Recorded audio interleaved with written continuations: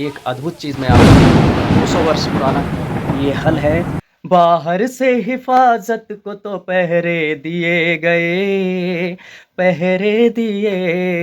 ये मेरे घर के आंगन में खड़ा हुआ बकाइन का पेड़ है। नमस्कार मित्रों, मैं जयप्रकाश मिश्र फर्रुखाबाद से स्वागत करता हूँ एक और नए ब्लॉग में। ब्लॉग के साथ बहुत प्यारी सी पंक्तियाँ भी होंगी। मैं आपको वो घर दिखाऊंगा जिस घर में मेरा जन्म हुआ, बचपन बीता और पला बड़ा हूँ। बहुत पुराना घर है ये हमारे पिताजी को भी याद नहीं है, इतना पुराना घर है ये। तो आज मैं आपको इस घर को दिखाऊंगा। अब इस घर में हालांकि कोई रहता नहीं है, बस खंडहर पड़ा रहता है। इसमें जब कभी भूसा भर दिया जाता है और बहुत ही एक अद्भुत चीज़ मैं आपको दिखाऊंगा। तो ब्लॉग में मेरे साथ बने रहिए और बहुत प्यारी पंक्तियाँ भी सुनाऊंगा आपको। अगर आपको पसंद आए तो लाइक, शेयर और कमेंट करके मेरा हौसला बढ़ाइए। मधुर काव्य प्रस्तुतियों के लिए पेज को भी फॉलो कर लीजिए। ये लगभग 200 वर्ष पुराना घर है और अब ये धीरे धीरे खंडहर में तब्दील हो रहा है। इससे पहले कि ये पूरी तरह से नष्ट हो जाए तो मैंने सोचा आप लोगों को दिखा दिया जाए। ये मेरे पैतृक गांव में बना हुआ मेरा घर है और इसमें एक कमरा ऐसा है जिसे हमारे बाबा के पिताजी ने भी बनवाया था। तो ये देखिए कुछ इसका अंदर का नज़ारा ये है। अब इसकी छत का कुछ इस तरह का दृश्य है। यहाँ से ये छत टूट चुकी है और यहाँ से सूरज की रोशनी नीचे आती है। बहुत सारी पुरानी चीज़ें यहाँ पड़ी हुई हैं। हालांकि ये इस घर का सबसे अंदरूनी कमरा है। कभी ये कमरा इस घर की शान हुआ करता था क्योंकि सारी कीमती चीज़ें इसी कमरे में रखी जाती थी। ज़्यादा कुछ यहाँ अंधेरे के कारण दिखेगा नहीं। ये पुराने तरह के घड़े हैं।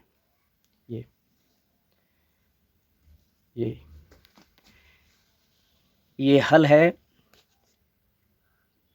जिसे पिताजी चलाया करते थे। हल बहुतों को नहीं पता होगा, ये बैलों से चलता था खेत जोतने के लिए। ये है, ये यहाँ पर चक्की थी, ये देखिए दब चुकी है पूरी तरह से। अब इस घर को देख करके बहुत रोना आता है कि ये कभी ये मिट्टी का घर होते हुए बड़ा सुंदर था, बड़ा खुशहाल था। अब यहाँ गिने चुने लोग रह गए हैं। हम सभी भाई बहन यहीं पले बड़े। ये मेरे घर के आंगन में खड़ा हुआ बकाइन का पेड़ है। बसंत ऋतु में इस पेड़ पर बहुत सारे सफ़ेद कलर के सुंदर फूल लगते हैं। हरी हरी पत्तियाँ, नई पत्तियाँ निकलती हैं। तो ये पेड़ फाल्गुन महीने में दुल्हन की तरह सज जाता है। किस किस ने ये सुंदर वृक्ष देखा है, कौन कौन इस सुंदर वृक्ष को जानता है, कमेंट में ज़रूर बताइएगा। ये देखिए, ये इस तरह से है और ये नज़ारा है बाहर से मेरे पुराने घर का, कुछ इस तरह से। ये घर से बाहर बरगद और पीपल का मिला हुआ वृक्ष है।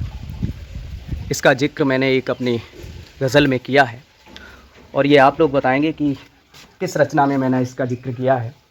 ये जो अंदरूनी कमरा है, इस कमरे के अंदर भी एक कमरा था जिसमें भूसा और अनाज रखा जाता था और जिसे गांव की भाषा में बखार बोलते हैं। इस घर में एक और अद्भुत चीज़ दिखाता हूँ। ये पुराने समय की एक छोटी सी अलमारी है।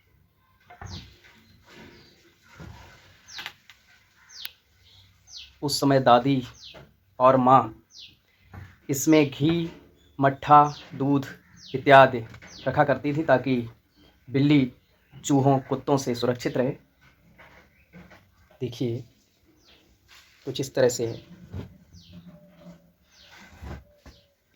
ये हाथ वाली चक्की के कुछ अवशेष हैं, गौर से देखिए। ये पहले हाथ से ही आटा पीसा जाता था। पुराने समय में ये होता था, इसे आला बोलते हैं। आपके यहाँ क्या बोलते हैं इसे, कमेंट में बताइएगा। ये बहुत पुराना शीशा है। ये हम में से किसी भाइयों के जन्म का ये होता है कुछ, जब जन्म होता है तो इसे बनाते हैं। ये छठी पता नहीं क्या कहते हैं इसे। ये पुराने समय में है, माँ का बनाया हुआ।